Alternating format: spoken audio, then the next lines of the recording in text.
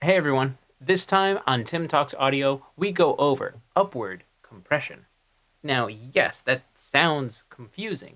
Upward compression. We know what compression is. It's taking something that is over the threshold and turning it down a little. But there is such a thing in the audio world as upward compression. This takes whatever goes above the threshold and actually pushes it up just a little bit more. There's a great number of plugins out there that can do this, and we're going to take a look at a couple today and some of the uses of them. So let's dive into the DAW and go over upward compression. So here we are inside of the session, and we're taking a look at the Waves Renaissance compressor. Yes, the compressor that's been around for quite a while, but this is showing us exactly what we want to see. When you load this plugin by default, the ratio is set at 1:1. And then the usual case of this is you start to increase your ratio and get that gain reduction on whatever you're trying to compress. But there's this top section on the compressor here. So if we put this back to 1:1, we can actually reduce the compression ratio all the way down to 0.5:1. So now anything that is above the threshold is actually going to get pushed up a little. I've dialed in some settings actually on the mix bus for this song that I mixed. And it's just listening to the kick drums.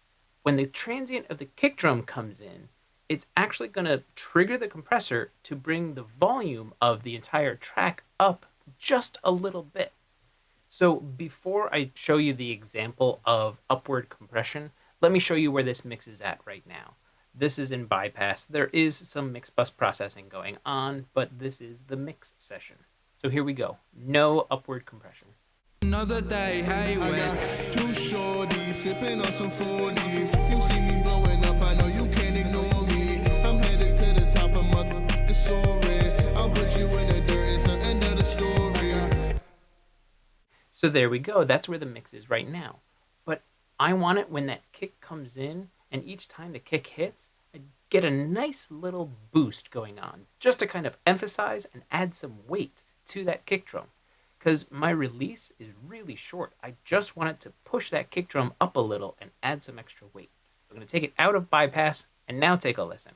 Another day, hey, I got two shorties sipping on some 40s. You see me blowing up, I know you can't ignore me. I'm headed to the top of motherfucking stories. I'll put you in the dirt, it's the end of the story.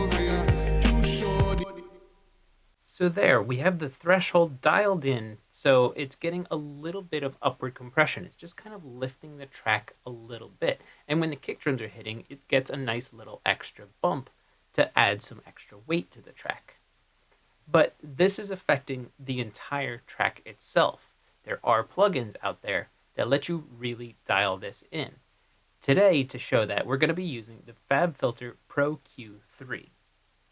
And you'll see I've already dialed some stuff in and have gone a little overboard, but it's for you guys for the example.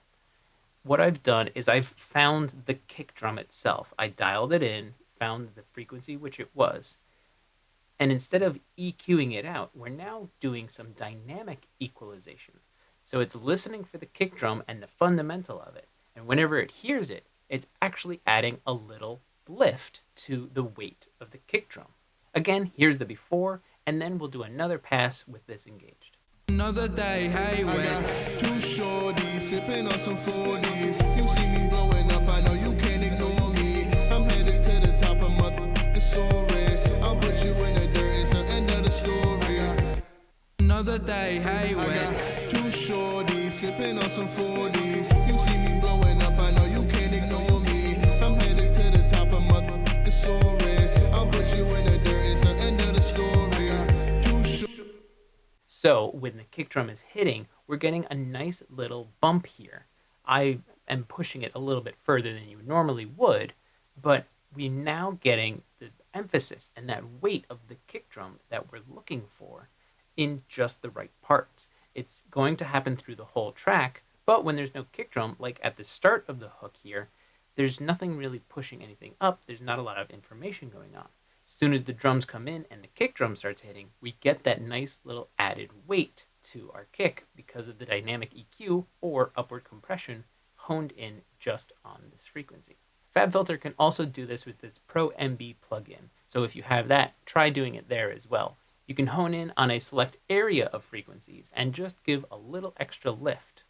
So that's it. That's the basics of upward compression. It's taking a signal, and anything that goes over the threshold gets a little extra bump in volume, whether it be the entire track itself or just a select frequency range, depending on the plugin that you're using.